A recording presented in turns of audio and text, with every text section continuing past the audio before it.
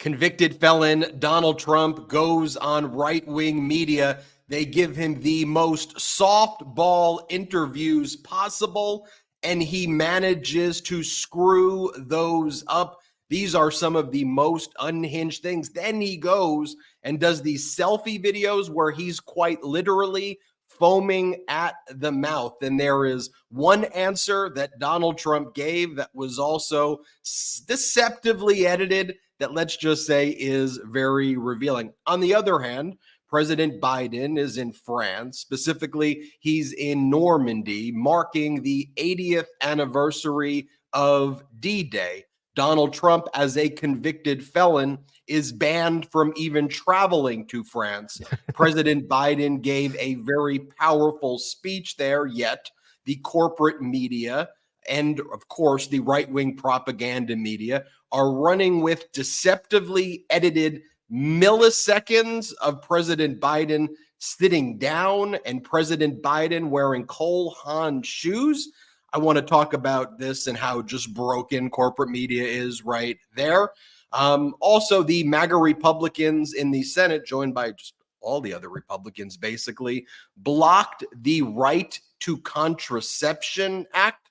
Democrats said, look, it's clear to us after the fact that this MAGA Republican Supreme Court overturned Roe v. Wade that the next stop for them is to ban contraception. And then you see the Republicans doing their whole gaslighting thing, going, oh, we're not going to ban contraception. So Democrats are like, bet, then let's codify it. Let's pass a bill. Let's make this into law, saying that it's a very simple bill. All Americans have right to contraception.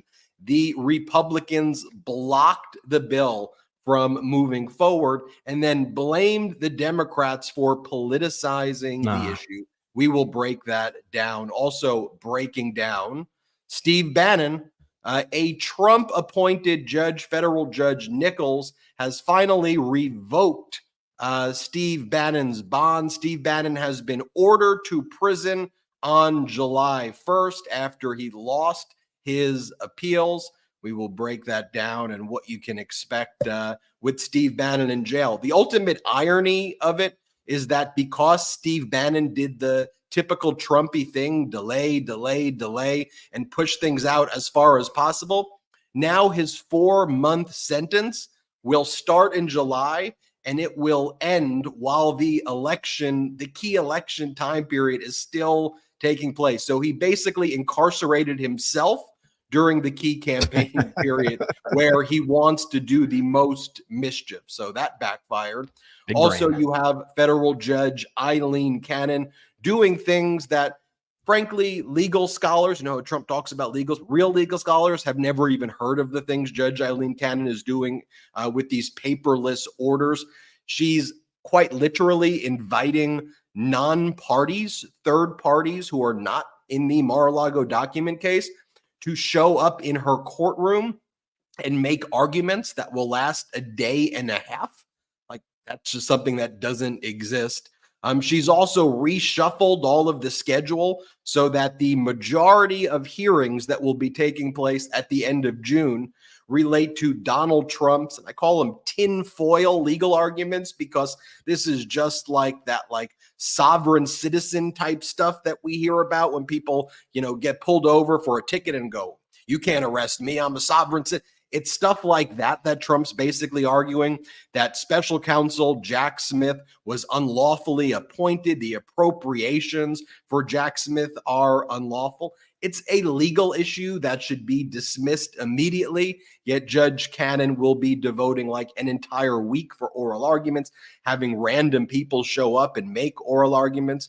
That's what a Trump judge is. You compare that to other law and order judges. Imagine Alina Habba as a judge. That's basically Judge Eileen Cannon. We've got that and a lot more we want to discuss here. This is the MeidasTouch Podcast. I'm Ben Meiselas, joined by Brett and Jordy. How you guys doing? Doing great. And I get jealous of you and Cohen on Political Beatdown sometimes that we don't get to start with cool stances, or it's very cool. But no, I'm doing great. Podcast needs a stance.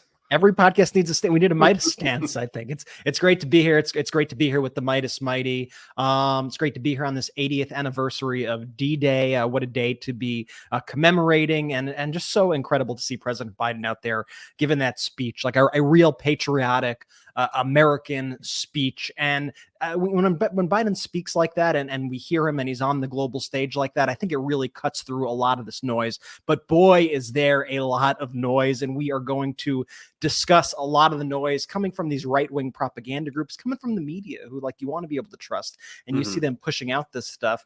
I also want to give a huge shout out, brothers.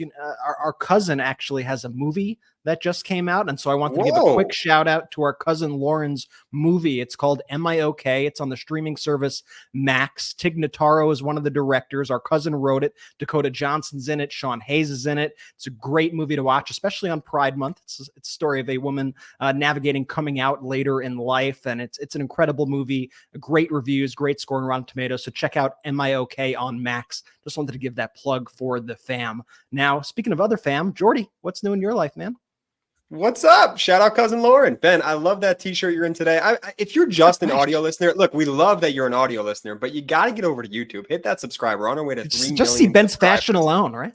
Yeah, Ben's got a great mustache going right now. He's got a great tee, nice V-neck. I'm ready to get into it.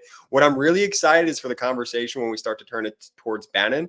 July 1st, it's a big day. It's Bobby Bonilla Day for all those Met fans out there. It's Canada Day. It's my birthday. And now it's going to be Steve Bannon Goes to Jail Day. July 1st. It's going to be a big July 1st this year, boys. Big B-Day, Jordy. And look, the 80th anniversary, if you will, of D-Day holds special significance in the Mycelis family, as it does for millions of families, and it should for the whole country, and frankly, the whole pro-democracy loving world. Our late grandpas were both in World War II in different ways. Our grandpa Murray was a tail gunner on B-29 missions, and was part of the B-29 squad. And then our other grandpa, Harold, was a medical doctor as well, a psychiatrist. And so when I think about the sacrifices made by that generation, I think we are lucky that we're able to just speak to you all doing this podcast and having this platform compared to the sacrifices they made. But it's so important that we preserve, protect, and defend our democracy. And let's talk about those threats to democracy right now.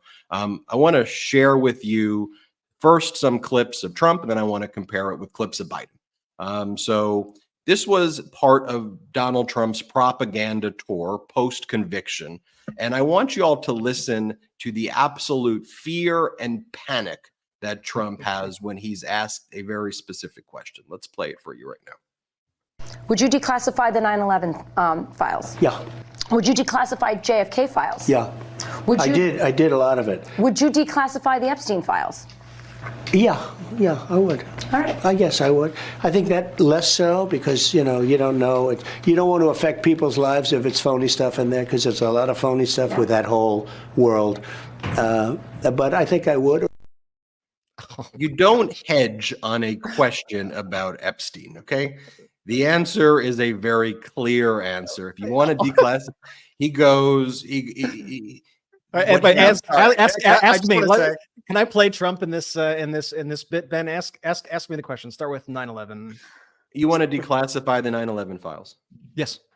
You're going to declassify the JFK files? Yes. Yeah. Of course. Yeah. Are you going to declassify the Epstein files? Lots of fake. It's fake. Those are fake files. Listen, a lot of them are. Listen, a lot of people could be caught up in the information that's in those files, and we don't want that to get out. Okay. That's an all-time line right there, Ben. You can't hedge on a question about Epstein. That is unbelievable. It's like, as many people know, there's a lot of fake things about that. No one knows that. What are you talking about? No one's ever, when Epstein's been brought up in a conversation, the corollary has never been, oh yeah, there's a lot of fake stuff there. You can't believe everything you hear about his victims, right? That is the most disgusting and vile man ever. But look, this is Donald Trump's history. I mean, Donald Trump partied with Epstein. This isn't like, oh, did he party? His name appears throughout the Epstein files. His name is on Epstein's flight log over and over again. There are articles written contemporaneously in the late 90s about how Ghislaine Maxwell would introduce girls to Donald Trump and Donald Trump would install them in his apartment. Virginia Giuffre, one of the biggest victims of Epstein, one of the most prominently known victims of Epstein. The way she was connected to Epstein is she was like a runaway from her home, and she had a very tough life as a young girl. And then she somehow started working at Mar-a-Lago. And then she met Epstein at Mar-a-Lago because Donald Trump and Epstein would hang out all the time. And then Epstein, through Ghislaine Maxwell, made her, the massage person who then he sexually assaulted over and over again. So the links are not just like a little bit. The links are all over the place. And that's why he answered it that way. And by the way, these were supposed to be the propaganda interviews to promote Trump, to make him look good. And he can't answer the most basic questions. Like, take a look at this. So Hannity's asking Donald Trump questions about Chuck Schumer, Democratic senator. Wait, should we show how Fox presented that same clip? That's a great First, one. Yeah, because yeah, I think it's yeah. important that we show, because I think a theme of this episode, I try to tie the episodes in themes. I don't tell the brothers what the themes I are like themes. before the I like episodes, when you but bring it in. I come up with them at some point in the middle and the beginning of the episode, and then I run with it.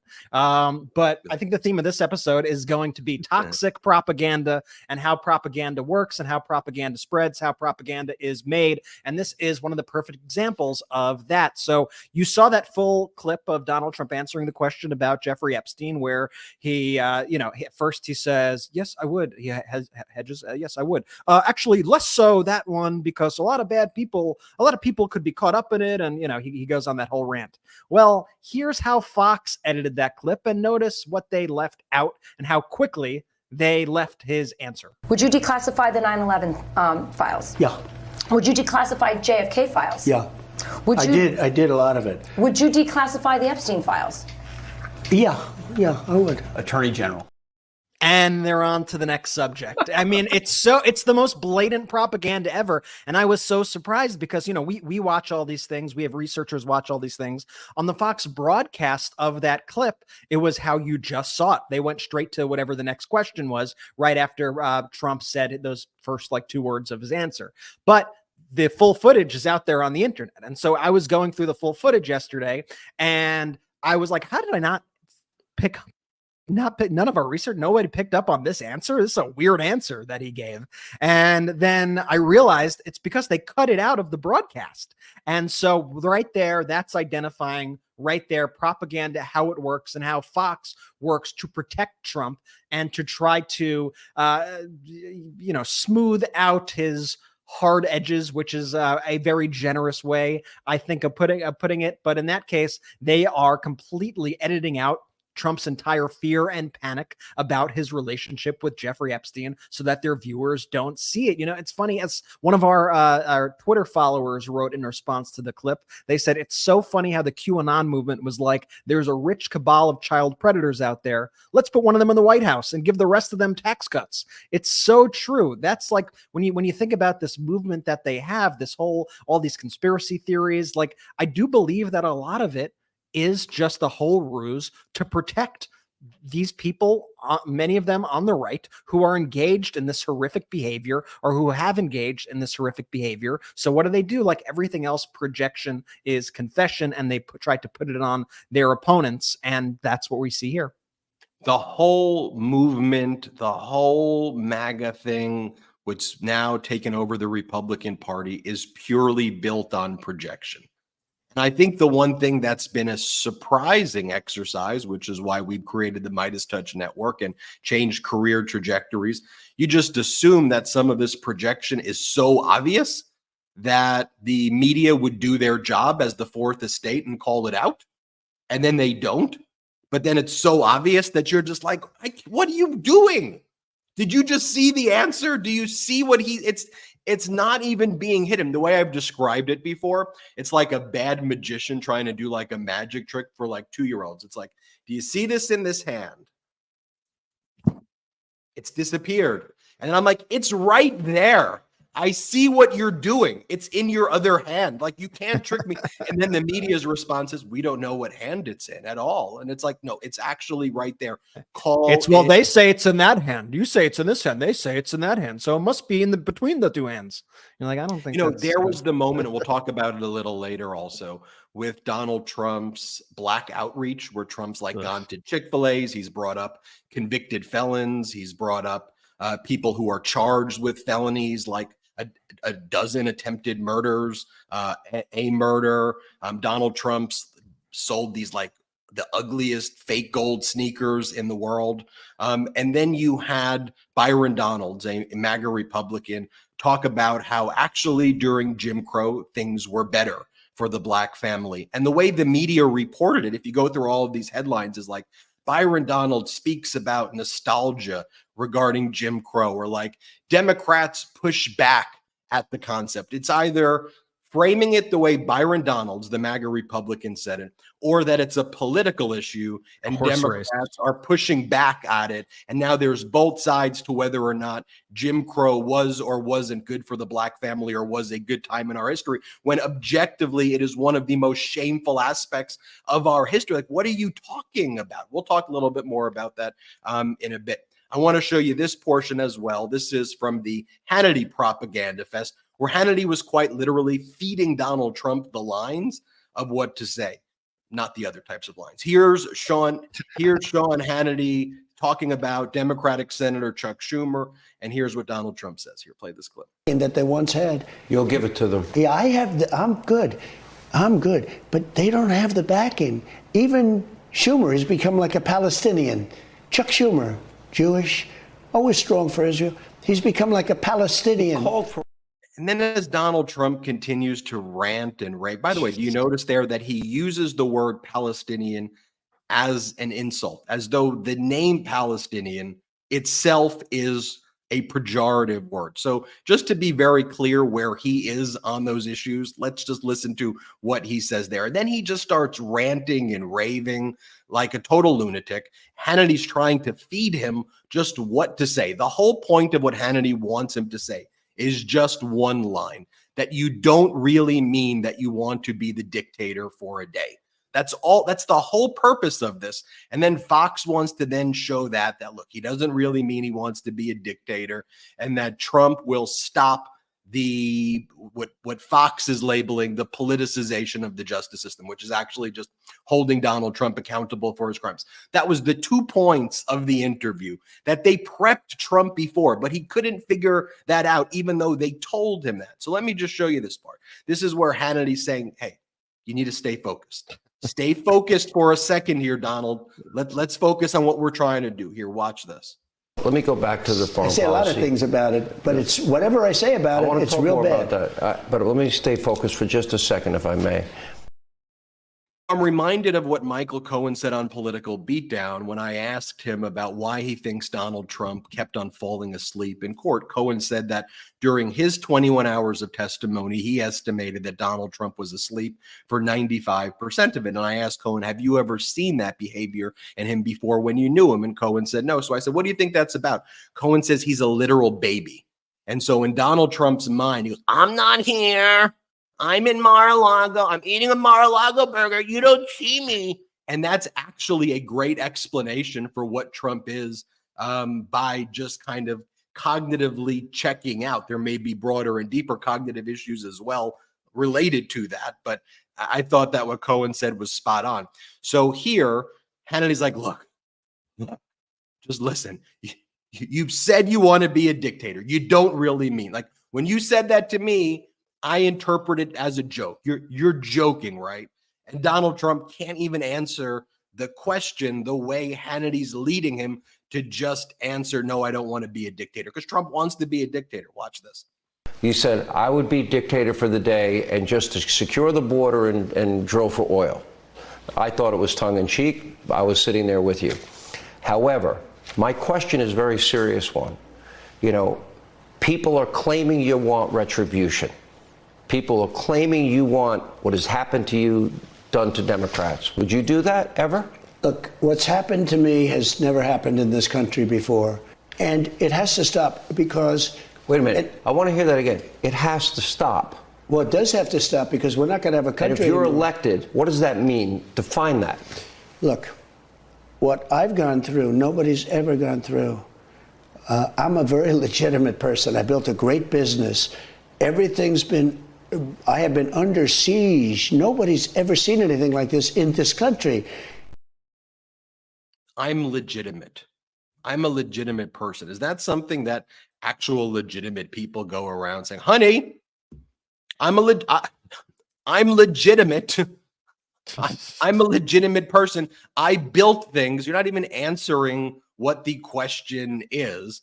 And then Hannity's like, okay, stop what though? You don't want to be a dictator. Is that what you're trying to say? I'm a legitimate person. I'm legit. And then in the other interview that Trump did on Fox, he used it as a platform to defame his sexual assault victim. I think this one's actually from Newsmax.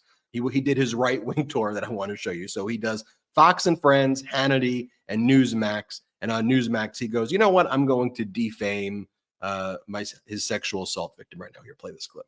It's so badly hurting the state of New York, what he's done. But I had it done with two other judges, Judge Engoron and Judge Kaplan. This is a cabal. This is a terrible thing that's happening. Giving a woman that I have no idea. You know that case, no idea, other than the fact that she had a picture taken many, many years ago. I've never met this woman. I don't know this woman. And I'm supposed to pay a ridiculous amount of money for a fictional story. And Judge Engoron, I built a great company. The company turned out to be much better than anybody ever thought. And he fined me almost $500 million. In E. Jean Carroll first defamation sexual assault case, Donald Trump refused to testify. He fled. He went to Scotland and Ireland. He held a shovel, claimed he was building things. Then he said he was going to show back up and confront E. Jean Carroll and testify. He never did that. A jury found in favor of E. Jean Carroll. In the second E. Jean Carroll trial, another jury that Donald Trump's lawyers got to select found in favor of E. Jean Carroll. There was a criminal case against the Trump Organization for tax fraud. A jury found against Donald Trump and convicted the Trump Organization on over a dozen felonies. Donald Trump then had the most recent trial for falsification of business records. Another jury, unanimous, it all has to be unanimous juries, found that Donald Trump was guilty on all 34 felony counts. Guilty, guilty, guilty, and guilty in multiple cases. And then remember, before Justice Engoron, remember the main thing Trump was whining about? We were deprived a jury. That was his main. He'd go out every day. He'd first lie and say Justice Engoron says that Mar-a-Lago is worth $18 million and made an independent appraisal, which Justice Engoron didn't do. He used Donald Trump's own appraisal when Donald Trump wanted to pay less property taxes. That's all that Justice Engoron did. The other thing Donald Trump said is, this is rigged. I don't get a jury. Well, then you get a jury, and Donald Trump says the jury is rigged. And then you go back in his history, everything is rigged. Everything is unfair. Everything is a lie. Everything is a cover-up. And the only person that's ever to be believed as part of his cabal is him. It's whatever he says, regardless of if the objective facts and data that we all see and we all observe make it very clear that he is wrong, that he is lying. And the job of the media should not be to both sides the truth. As Michael Cohen said, there's only one side to the truth. I want to compare what Donald Trump's been saying to what President Biden said on the 80th anniversary of D-Day. I also want to show how the corporate media has been covering all of this. Of course, another corporate media fail. And then we should talk about Biden's policy announcement on immigration. We should talk about Steve Bannon going to prison. We should talk about Judge Cannon's shenanigans. We should talk about how the MAGA Republicans block the right to contraception act. There's a lot to talk about, folks. Let's take our first quick break of the show. I'm a cat person, and I'm proud of it. They say happy cat, happy life. Something like that. Cats are a great companion, and my cats bring me so much joy. So the least I can do is feed them the best cat food money can buy. This podcast is sponsored by Smalls. Now, if you're a listener of this show, you know that my cat cannot live without Smalls. Smalls cat food is protein-packed recipes made with preservative-free ingredients that you'd find in your fridge, and it's delivered right to your door. That's why veterinarians.org rates Smalls 10 out of 10 for their ingredient quality. My cats prefer Smalls way more than their previous cat food. Now, I legitimately did a taste test, put 2 bowls side by side, and then they immediately went to Smalls. And here's an extra plus. My cat's breath is so much better, and their fur is much softer ever since I switched to Smalls. Smalls was started back in 2017 by a couple of guys home cooking cat food in small batches for their friends. A few short years later, they've served millions of meals to cats across the US. After making the switch to Smalls, 90% of cat owners reported overall health improvements. That's a big deal. Now, the team at Smalls is so confident that your cat will love their product that you can try it risk-free. That means they'll refund you if your cat won't eat their food. Now is time to make the switch to Smalls. Head to smalls.com/Meidas and use promo code Meidas at checkout for 50% off your first order plus free shipping.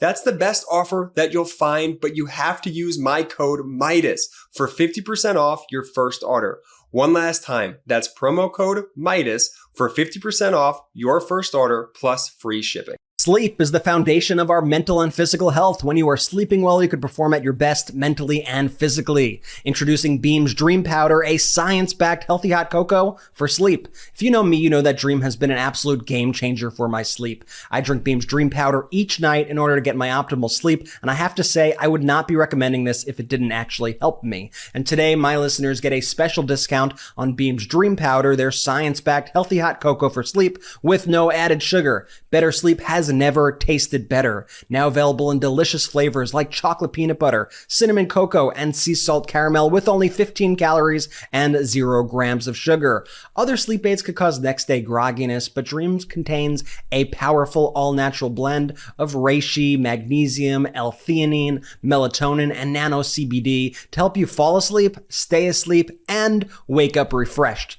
The numbers don't lie. In a clinical study, 93% of participants reported Dream helped them get better sleep. Beam Dream is easy to add to your nighttime routine. Just mix Dream into hot water or milk, froth, and enjoy before bed. Find out why Forbes and New York Times are all talking about Beam and why it's trusted by the world's top athletes and business professionals. If you want to try Beam's best-selling Dream Powder, get up to 40% off for a limited time when you go to shopbeam.com/Meidas and use code Meidas at checkout. That's shopbeam.com/MEIDAS and use code Meidas for up to 40% off. Let's go. Shout out Beam. Shout out Smalls. They both have been sponsors now on the MeidasTouch podcast for quite a bit. Definitely check out Smalls. A lot of the Meidas Mighty have cats. They tell me that their cats love it. My cat loves it. And so cannot stand more behind Smalls. Links in the description of both audio and the YouTube. And definitely check out Beam too, man. Beam's been around with us now for a little bit. And we love Beam here at the MeidasTouch podcast. So definitely check that out. You know, one of the things we've been talking about is the only thing that the Trump campaign is running on and pushing is the strong man versus weak man paradigm, because Trump doesn't even know how to put together sentences. We show you his speeches in full context. Trump can't really even put the words together. And when he does, it's clear it's just wannabe fascism. It's not even fascism. He wants to be it, but he's also like a fascist fanboy, which I don't know if that makes it worse or better. It's certainly more embarrassing, but I think they're both equally bad. And that's why he gives the speeches. You know, Putin, he's such a tough guy. And Xi and Kim Jong, they're not tough. They're losers. Those are the types of people who in previous times in American history, we would say that is not how you're supposed to treat your citizenry. That's not how you know, especially Kim Jong-un and Vladimir Putin. Those are not winners. Those are not tough guys. Viktor Orban from Hungary, not a tough guy. What are you talking about? So he pushes, look, a big poll number, a big crowds, and then you lie about them all. By the way, we got a glimpse into that mentality during the Trump trial where we saw how they were quite literally trying to buy polls.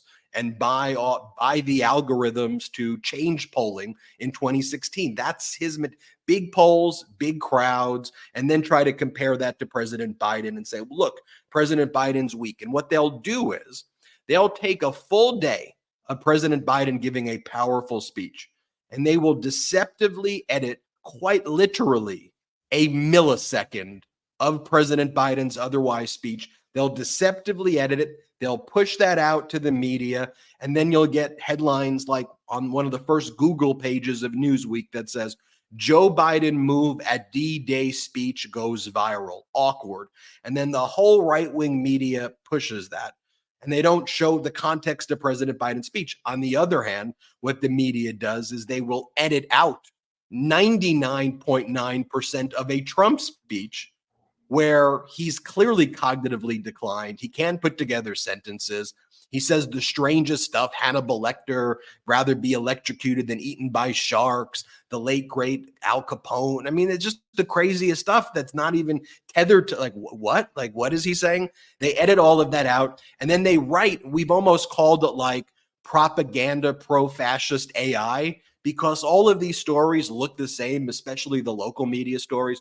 And Trump stood in front of a crowd of MAGAs who were all the MAGA supporters who were all screaming, USA, USA. And Donald Trump declared in a loud, boisterous voice that's something that someone that age would never be able to do. Joe Biden, you're fired. And they run that same script over and over again versus talking about Hannibal Lecter. He's bragging about overturning Roe v. Wade. He's saying the late, great Al Capone. He's brought on stage individuals who are alleged to be the leaders of the Crips gang in New York who engaged in 12 attempted murders. He brought on stage someone who's on the sex registry list who pled guilty to being with underage girls. Why don't you report on the things that are actually happening versus spewing Trump's propaganda? And let me show you what the RNC did. And here's the thing. If you want to criticize President Biden because you don't like his policies, we'll talk in a little bit about President Biden's executive order on immigration and strengthening the borders because Donald Trump killed a bipartisan border deal. If you want to criticize President Biden's policy, regardless of which political side you are, because you think it's too tough or too weak, then make your arguments, but base it in a reality, and let's have a real conversation about it. That's fine. But when you go to these lanes to quite literally manipulate the footage and serve people something that didn't happen, it's horrific. And here's what they did. Let me show you. On the left, you'll see the RNC's deceptively edited clip 1 second before President Biden sits in the chair. On the right, you'll see the rest of what happened after the clip was cut. And it almost looks like what the RNC did as well is they also elongated a portion where President Biden was about to sit down. Because when you see him sitting down, it's fairly normal. It's just somebody sitting down. But this was their whole narrative that they pushed today, because their whole campaign, we have to understand, why are they doing this? Sure, it's to make fun of Biden. Sure, but there's a broader structural thing that is trying to be achieved here systemically that I just want us all to be aware of. And that's the strongman, weak man paradigm, and push that in people's minds so that no matter what the issue is, you go, oh, Trump's stronger on that, Biden's weaker on that, because all of the imagery being pushed out is that. And that's something that we've seen before in authoritarian regimes. And so it's so odd to see that here in the United States and actually be embraced, not just by Trump's right-wing propaganda media, but by corporate media. This is Kate Bennett, by the way. Kate Bennett used to be a CNN White House correspondent. That was what her job was. And she posted, and it's a photo of President Biden's sneakers, or President Biden's shoes. And they are Cole Haan shoes. They're fairly normal shoes. It would make sense that somebody who's older would also be wearing a shoe like that for comfort, or someone who has bad arthritis. He's wearing comfortable shoes. And then they push that as their narrative. Look at the shoes he's wearing. Look at how he's sitting down. Because what they know, what they don't want the American people to see is what President Biden's actually saying. They don't want people to see what real leadership and real strength looks like. So here is President Biden saying that what we have to do is ask ourselves, will we stand against tyranny, against evil, against crushing brutality of the iron fist? Let me show you what he had to say. In their generation, in their hour of trial, the Allied forces of D-Day did their duty. Now the question for us is, in our hour of trial, will we do ours? We're living in a time when democracy is more at risk across the world than any point since the end of World War II, since these beaches were stormed in 1944. Now we have to ask ourselves, will we stand against tyranny, against evil, against crushing brutality of the iron fist? Will we stand for freedom? Will we defend democracy? Will we stand together? My answer is yes, and only can be yes.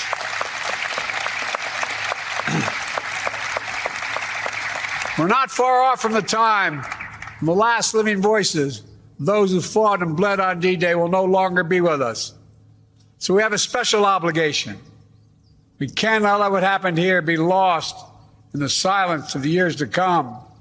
We must remember it, must honor it, and live it. And we must remember the fact that they were heroes here that day does not absolve us from what we have to do today. Democracy is never guaranteed.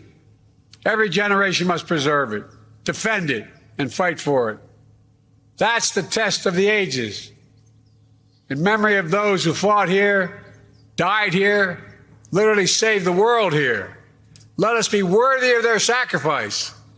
Let us be the generation that when history is written about our time, in 10, 20, 30, 50, 80 years from now, it'll be said, when the moment came, we met the moment. We stood strong. Our alliances were made stronger. We saved democracy in our time as well. Thank you very much, and may God bless you all. May God protect our troops. Thank you.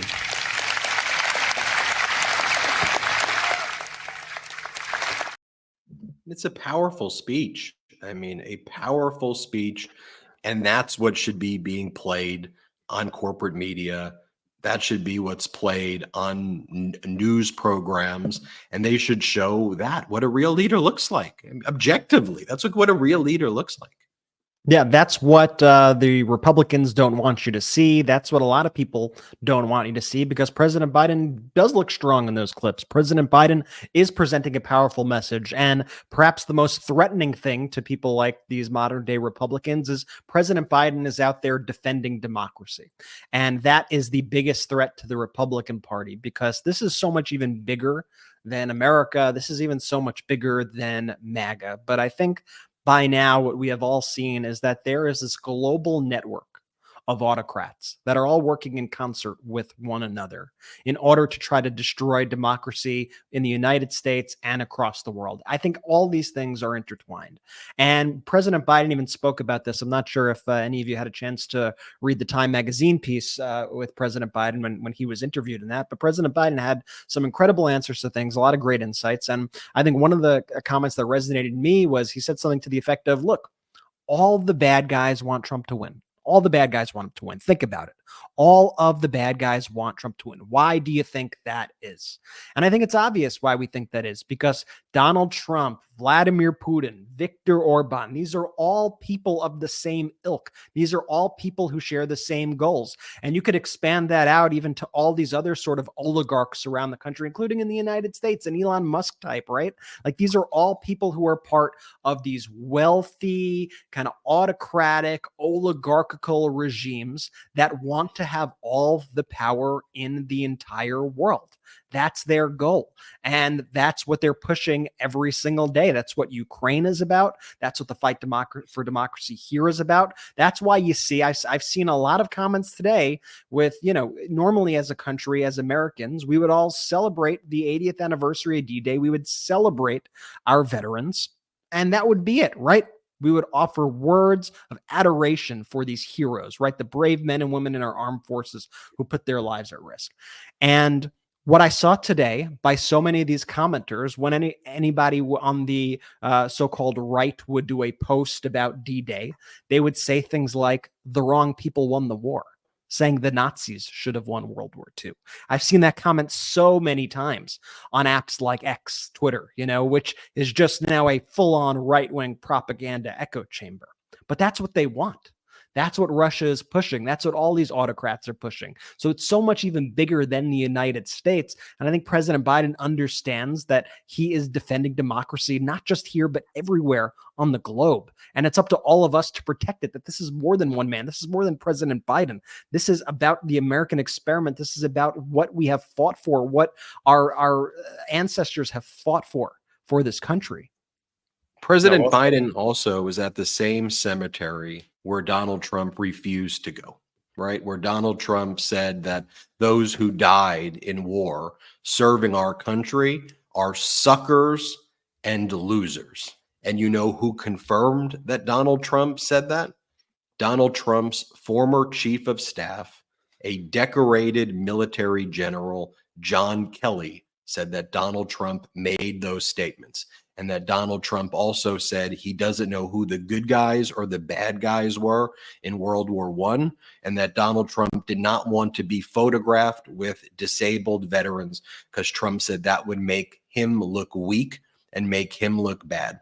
Those were statements confirmed by Donald Trump's former chief of staff. Donald Trump's former vice president doesn't support him. Donald Trump's former national security advisor doesn't support him. Donald Trump's former defense secretary says that Donald Trump is an existential threat to the world. I could keep going on, but this will take the entire show if I did that. Instead, I want to show you another clip of President Biden talking about walking the roads of the cemeteries that he has, and that these people are heroes, not suckers and losers, as Donald Trump says. Let's play that clip. Theirs has always been the story of America. Just walk the roads of this cemetery as I have. Nearly 10,000 heroes buried side by side.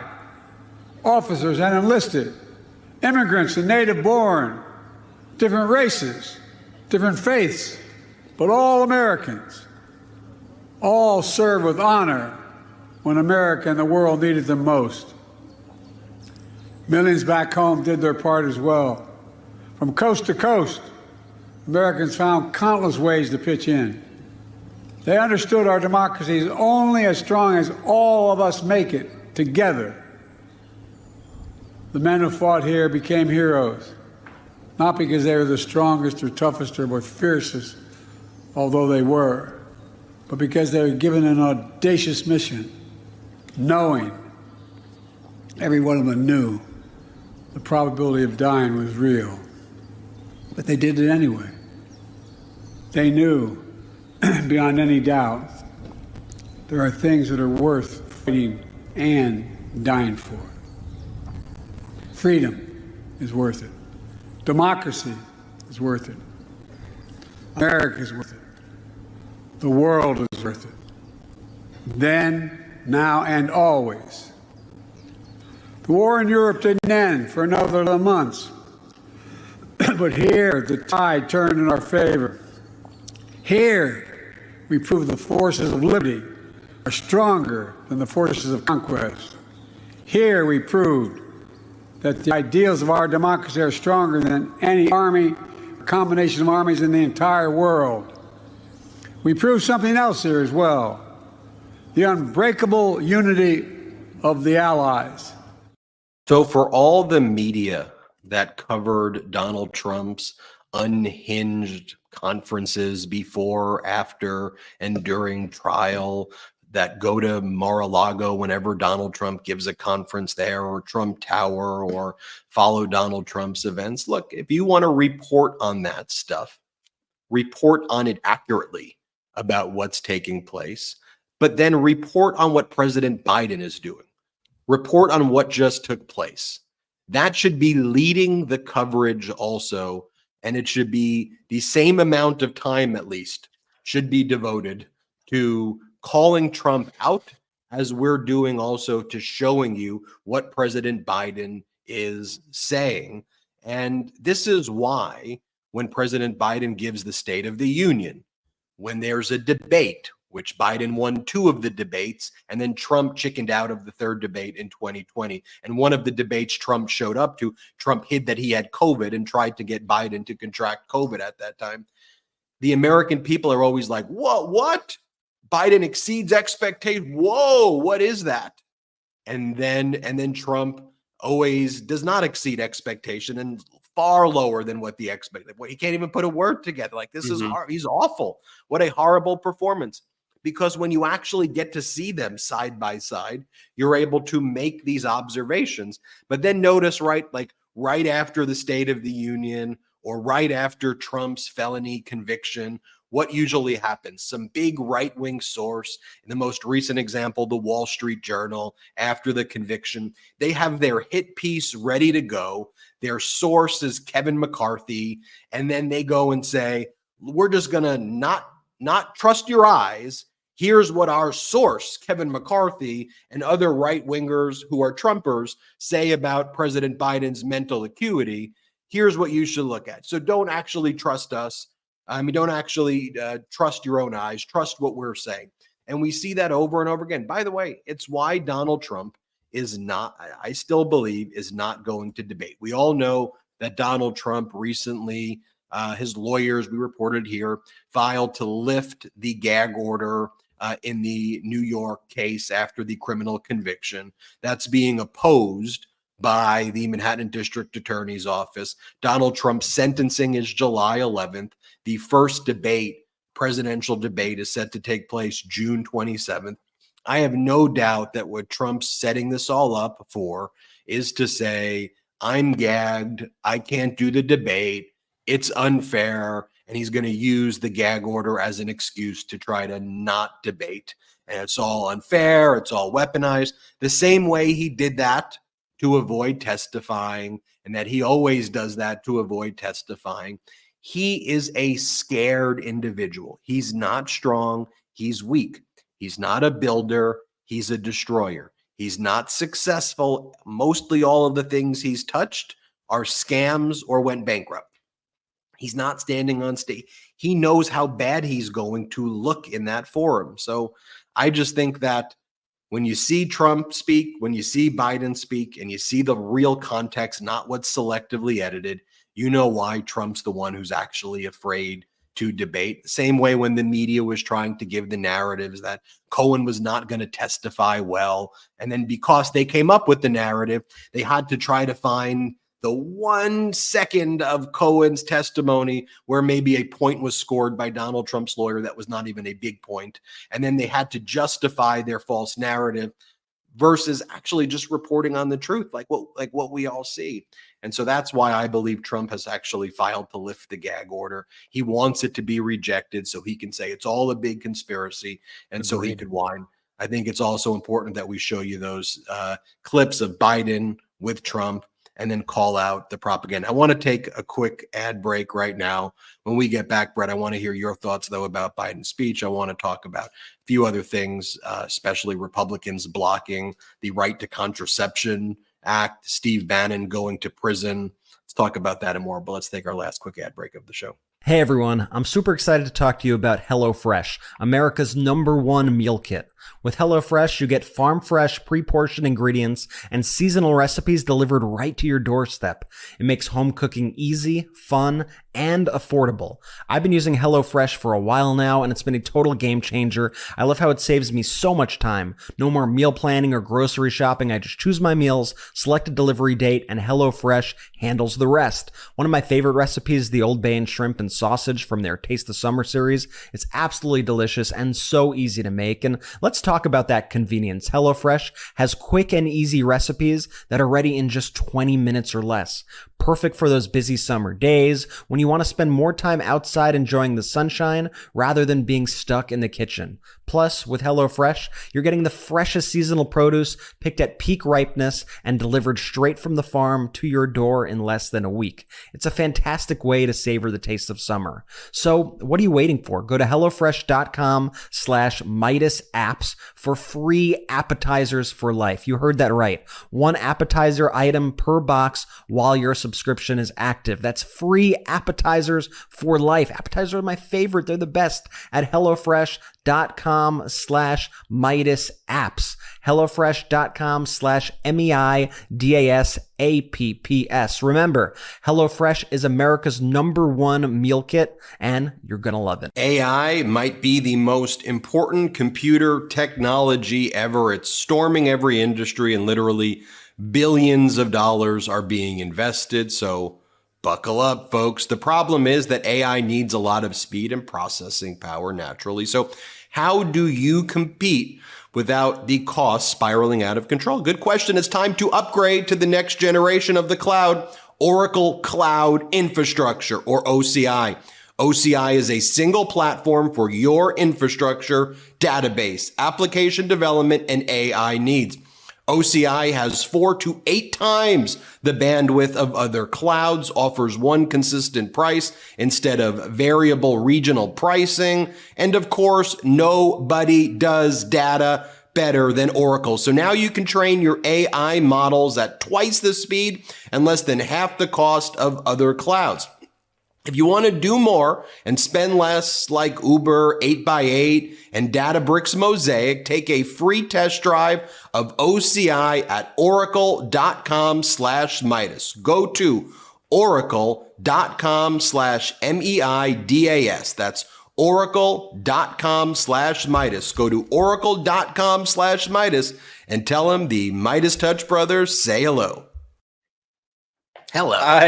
I love that. Hey, Marshall. Shout out to the sponsors, y'all. I have a challenge right now, issuing it to all the Meidas Mighty. Can y'all click that Oracle link and go check out their website right now? The vanity link in the YouTube description and the audio description. Last time we did this, they reported back to me like their servers have never seen so much traffic, like from one episode of a show. So let's show them that we could even double that this time. So click on that link. Shout out to the pro-democracy sponsors, y'all. And Ben, real quick, talking about the Biden speech, when President Biden, time and time again, when he's able to speak to the American people, to the world, that's a true leader. And I think people are generally smart. And when they're able to receive President Biden's words without all the spin that you see from corporate media and these wackadoo X accounts, they agree that President Biden is the leader that this country needs, that this world needs at this moment to continue to protect democracy here in the States and abroad. And it's just like to your point, exactly. When he's able to give that speech, Ben, to the State of the Union, during the State of the Union, everyone's like, oh my gosh, I didn't know President Biden could speak like this. I have a hot take here. I'm kind of okay with these right-wing entities pushing this narrative that President Biden can't speak or whatnot, because it becomes like a ridiculous rake-stepping moment time and time again for all of these MAGA Republicans who are just so baffled by their own propaganda that they actually think President Biden can't walk, that they actually think he can't speak. Meanwhile, it's their own guy. It's Donald Trump who can't do these things. So when President Biden's just able to just be a normal person, get out a couple of words here, all talking about defending democracy and, preserving the country for the world, yeah, that message resonates with the people. And so time and time again, it's just incredible to me that then they have to run with, oh, he must have a shot. They must have given him a shot. He must be on drugs if he's able to speak like this to the world. No. You just got high off your own supply, MAGA Republicans, and your reality does not match the real reality that is happening in this country. And I agree with you to an extent, Jordy. I do think they're deluding themselves, right? And they have put themselves in their own echo chamber where they are just spreading false information to each other. And that's why kind of at the midterms, they thought they were so popular. And then they were shocked when that red wave didn't come up, right? And I think that does happen. I think the issue occurs is corporate media up for the challenge. It's not even just corporate media. I'm going to put corporate media aside. It's but they are part of this, but it's when it seeps into the real world. And so you have X, which is its own echo chamber, right? But those bad actors post these edited clips on a platform like X. Those are then taken and reposted on other platforms like TikTok, like Instagram, and then those same false narratives are spread. And by the time they are talked about on podcasts that maybe people, consider to be apolitical podcasts, like not political podcasts, and then they're like, then they reference, look at this goofy moment of Biden, and they don't see the fact check, and they don't realize that it originated in these very deceitful places. That's the issue I have. Also, the fact, and Jordy and I were speaking about this earlier, that the one thing that Twitter, I'm not going to call it X, the one thing that Twitter still has going for it is that that's where the journalists are. That's where the journalists are obsessively looking every single day. So they're almost gaslit by the same propaganda that these right-wing echo chambers are gaslighting themselves with. And then they buy into the narratives. And I think one of the interesting things that somebody did point out on Twitter, this person named Magdi Jacobs, is how different the questions were that were asked to Donald Trump and Joe Biden in this Time interview, and how that speaks volumes as to who the media actually believes is able to handle a complex question compared to who needs to sort of be babied through the questions. So I'll put them side by side here. And this is what Magdi Jacob said online. She said, I read Times interviews with Trump and Biden side by side, something striking. The substance of Trump and Biden's answers is, of course, quite distinct, but even more than that, one can tell the interviewer has more confidence in the intellectual capacity of one man over the other. The interviewers at times seem to believe one man, Biden, is capable of answering a complex question containing multiple premises. The interviewer at times seemed to not believe the other man, Trump, is capable of answering a simple, unlayered question. And you can look at on the left side here, I have the questions, the way they ask them to Donald Trump. On the right side, you see the way the question was asked to President Biden. And for those listening, on the left, you see questions about China to Trump that are one sentence, very quick. I want to get your thoughts on China. Should the U.S. defend Taiwan if China invades? Compared to a question asked to President Biden, which is actually very complex and gets into much more intricate things, loads it with a lot more questions within that one question. Here's the question they asked to Biden. So getting exactly to that point, pretty much everybody agrees that managing China's rise is the most important foreign policy and national security issue for America and Americans in the coming century. CIA Director Bill Burns says that President Xi Jinping of China has ordered the Chinese military to be ready by 2027 to conduct a successful invasion of Taiwan. You said on multiple occasions that you would use U.S. forces to defend Taiwan. What does that mean? Is it boots on the ground? What shape would that take? And I'm not knocking the questions here or the interview here whatsoever. I'm just acknowledging the fact that clearly those two sets of questions, when you just say, so what do you think about China, to Trump, and when you layer in this multi-layered, kind of much more complex series of facts to President Biden, you as a reporter are telling on yourself as to who you think is more intellectually capable to handle these sorts of issues. That to me says it all. There are a couple other things, I would like to play also from the D-Day speech while we're still talking about it, because I think it shows President Biden's patriotism and how much he really loves the country and how much he feels it in his soul, right? There was this moment where they had the planes fly over during the D-Day ceremony in Normandy, and President Biden's reaction to me, I think, says so much about who he is as a man. And I apologize right now to the audio listeners that you can't see his reaction, but you can check it out on our social media. But here it is.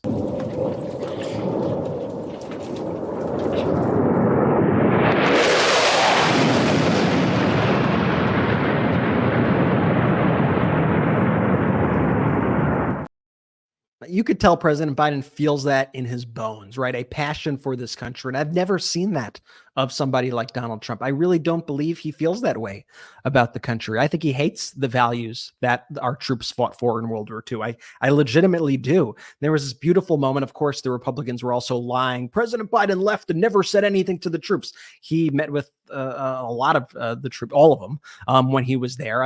Just constant lies. There was this one particular moment that I found especially powerful that I wanted to play to folks here. Let me give you a command coin voucher that I have made for this day. Thank you very much. Thank you for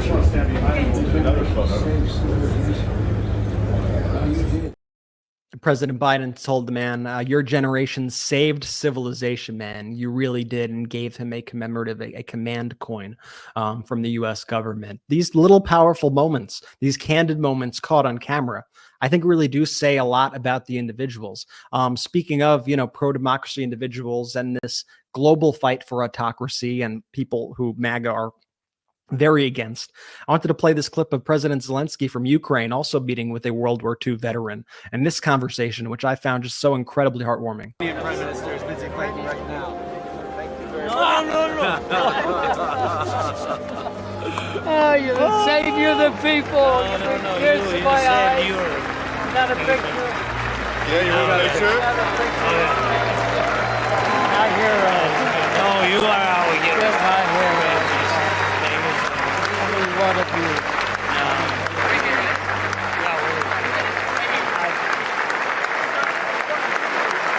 I pray for you. That was such a touching moment right there of President Zelensky with the World War II veteran. And by the way, also a massive crowd there. That crowd actually looked bigger to me than Trump's crowd in the Bronx by far, by multiples, and also looked bigger than the crowd in Wildwood, New Jersey. But you don't hear President Biden saying, did you see the crowd size that I had in Normandy? It was the biggest crowd. No, because it's not about you and your crowd. It's about the veterans. It's about the troops. It's about the day. And when you think about what went down, for example, in Wildwood, where Trump inflated the numbers, he used the MAGA mayor to give false information to the media laundered it. Even the Associated Press said 80,000 people were there. And then later the MAGA mayor said, oh, actually, we were saying the total amount of people who entered into the city of Wildwood, not who actually attended the event. And when they were putting out that number, 80,000, what we were saying right away is, no, that's false. You previously said the entire venue could hold 20,000. It wasn't more than half full. So at most 10,000 people, just using common sense. But no, the media wanted to run with 80,000. And the reason why I say that, though, too, is why I'm even talking about it with the media not covering the crowd size with Biden, nor do I think they should, but covering the crowd size of Trump, which is BS numbers, is that it also creates the strong man, weak man paradigm that it's like Trump's going to win New Jersey. He's strong in New Jersey. No, he isn't. He actually isn't. You know how he's not strong in New Jersey? The Republican Senate primary candidate he endorsed. So, right, the person who he said on the Republican side, the party he controls, her name is Christine Serrano Glasner. He said, vote her because her opponent supports Chris Christie, who used to be Donald Trump's friend, but he doesn't kiss the ring enough for Donald Trump anymore. So that's why Trump said, support Christine Serrano Glasner. She got crushed on Tuesday in the Republican primary. So for all of the big crowd size, the person Trump endorsed in front of that big crowd size lost because guess what? Most normal Americans are not going to events like that. They're not showing up wearing diapers or peeing into pee funnels on each other while Donald Trump's giving speeches. They're not going to these weirdo, grifty events. Hear Donald Trump talk about Al Capone and talk about Hannibal Lecter. That's most Americans on the weekends or on their free time, taking care of their families, have hobbies. They're not following Donald freaking Trump around wherever he goes. But that's what their strong man, weak man narrative wants to push. And Ben, it's the perfect real world example of what Jordy was saying before, right? They get high on their own supply of Trump's going to win New Jersey, Trump's going to win New York. And then guess what? They get hit with the reality that actually he's not very popular in these places. And there's an actual vote, and you actually see the real world step into the propaganda. And you see the Trump endorsed candidate who he put up in front of all those people that he claimed was billions or, or 100,000 is what he actually claimed. That person loses. It's why I am okay in certain instances when, unfortunately, the corporate media just runs with whatever the Trump campaign says. because it creates an outsized perspective of the actual love there is out there for Donald Trump. And so what I mean by that is when there's 80,000 people, Ben, just like we're saying, when he says that and they run with the headlines that they came to his event, fake crowds don't vote, right? Just the same as you can't spend fake money when he said that he raised $200 million the day after he got convicted. Well, sooner or later, he's going to have to report these numbers. And I'm looking at you, corporate media, to make sure that you dig through those reports and really see if he actually did raise those funds, because something, I would take a guess that he doesn't, or the night when he raised $50 million. He can't spend fake dollars and he can't get votes from fake people. So in those instances, I'm okay with it, because the MeidasTouch Network and the Meidas Mighty, we're going to be here to fact check these ridiculous instances of these lies. And part of the ridiculousness is that the MAGA Republicans don't even deal with their own contradictions, right? On the one hand, Trump's going to flip New York. He's so popular in New York, bodegas, New York City, everybody loves him. But then wait a minute, he doesn't get a fair jury because the jury's all Democrat. Everyone's Democrat. They hate him in New York, and they don't even recognize the absurdity of that concept. No, look, the bottom line is you probably have some supporters. It's probably what it always was. Slightly higher, I doubt it. Probably slightly lower, because I don't think people love convicted felons. I think you've alienated more people. But the fact that you couldn't even, in your selection of a jury, the bottom line is I'm sure there were jurors who may even been leaning towards Donald Trump when they were selected as even if I disagree with that and I'm shocked by that. But then they sat there, they heard the evidence, they deliberated, and all of the evidence says, you know what? This person is very, very guilty. We're going to do our jobs. The same way when Steve Bannon went to trial, a jury found him guilty of contempt of Congress.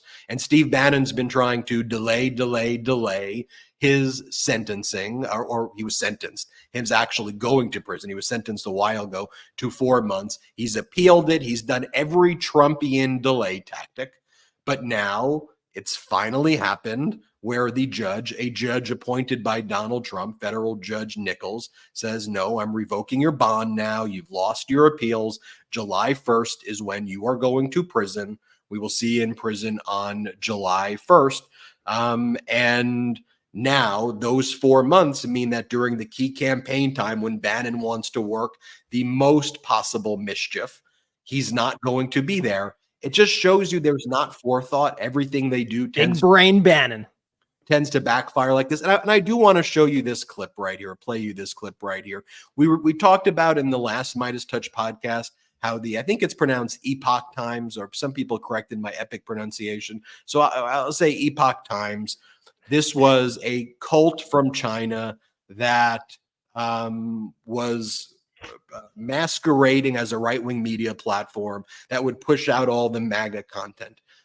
$67 million money laundering scheme, as alleged by the feds in a very detailed indictment. Bannon's main funder is Miles Guo, who was criminally indicted for $1 billion fraud. When Bannon was originally arrested on the We Build the Wall scam, he was on Miles Guo's yacht, and Bannon spoke in front of Miles Guo's crew in October of 2020, leading to the 2020 election. And there, Bannon just basically said it. Bannon said, look, what we are going to do here, no matter what the results are of November 2020, is we're going to declare a victory. Even if Trump is down 10 points, Trump's going to claim he won. So now Miles Guo, who's indicted, this is Miles Guo's property, where Bannon was saying this to Guo's crew, laying out the plan. You hear it in Bannon's own words. We're going to lie to the people and do a coup. Listen to what Bannon said in October of 2020. I could stand in the middle of Fifth Avenue and shoot somebody, and I wouldn't lose any voters. That quote came to mind last week when audio from Trump advisor Steve Bannon surfaced from October 31st, 2020. Just a few days before the presidential election. Let's listen. And what Trump's going to do is just declare victory, right? He's going to declare victory. But that doesn't mean he's the winner. He's just going to say he's the winner. The Democrats, more of our people vote early that count. Theirs voted mail. And so they're going to have a natural disadvantage, and Trump's going to take advantage of it. That's our strategy. He's going to declare himself a winner. So when you wake up Wednesday morning, it's going to be a firestorm. Also, if Trump is losing by 10 or 11 o'clock at night, it's going to be even crazier.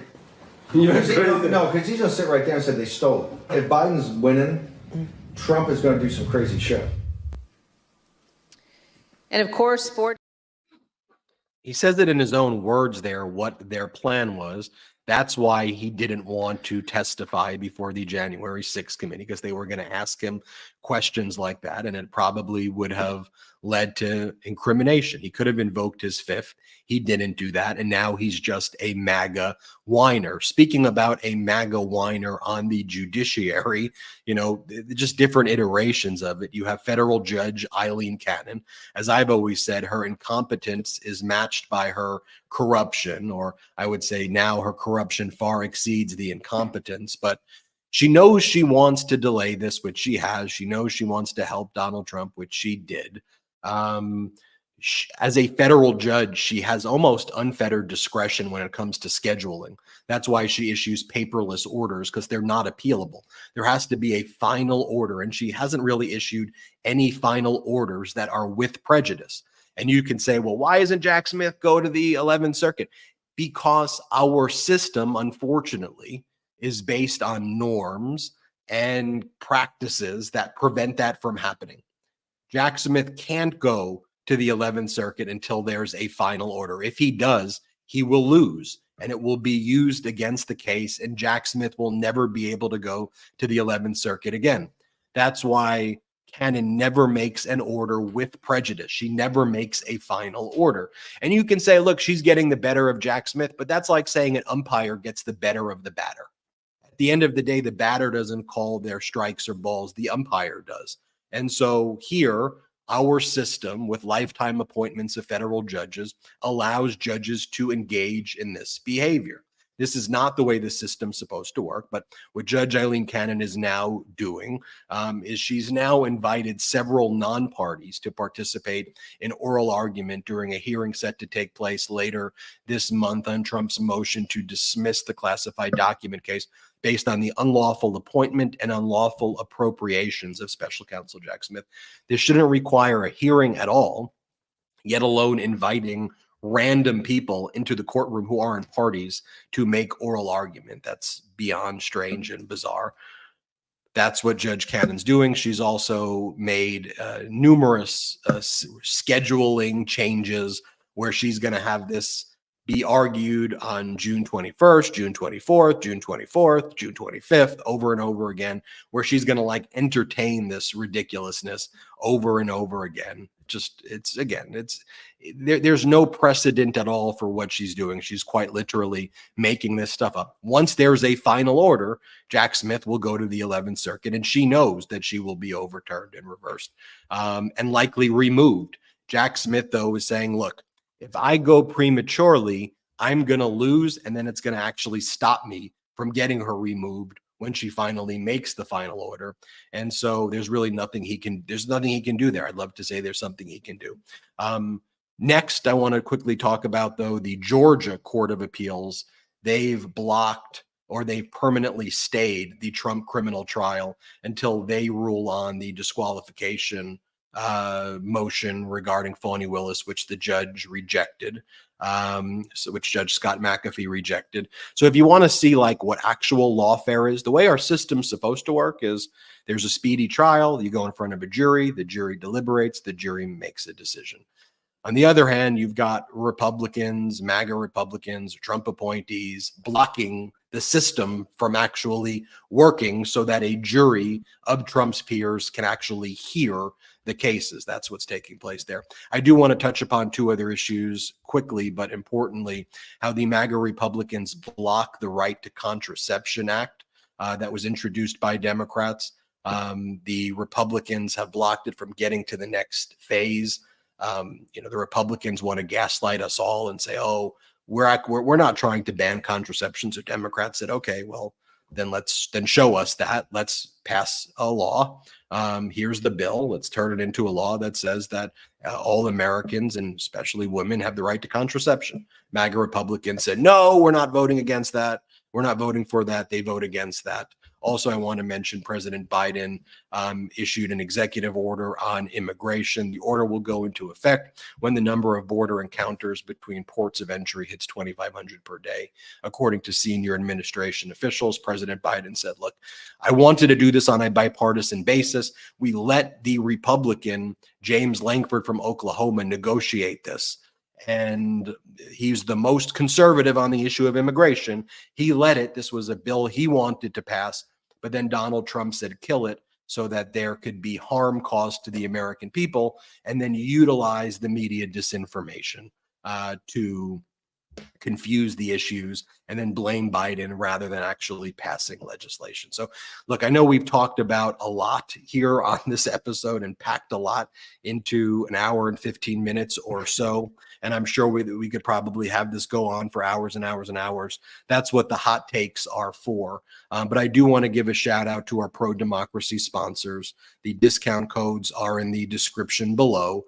I do want to, if you're all able to, join patreon.com/MeidasTouch, patreon.com/MeidasTouch. We don't have outside investors, so that's the way we grow right now. Patreon.com/MeidasTouch, store.MeidasTouch.com. Get the pro-democracy gear that Donald Trump's lawyers entered as an exhibit in the criminal trial where Donald Trump was convicted. Still wild to say that. Store.MeidasTouch.com. And we really are so grateful for all of your support. So thank you, thank you, thank you. Jordy, I'll let you take it away.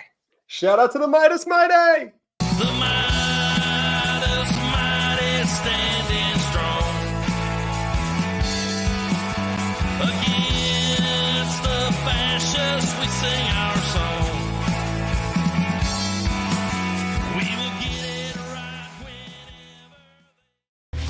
It's Ken Harbaugh with the MeidasTouch Network. The film Against All Enemies, which I co-produced with Ben Meiselas and this network, has won awards around the world for its up-close portrayal of America's insurrectionist movement. It premieres in the U.S. on March 29th on Amazon and Apple TV. Go to againstalllenemiesfilm.com or click the link below. But don't just watch Against All Enemies. Tell your friends about it. It's one more way to hold accountable those who threaten our democracy. Thanks, Midas Mighty. Let's use our power well.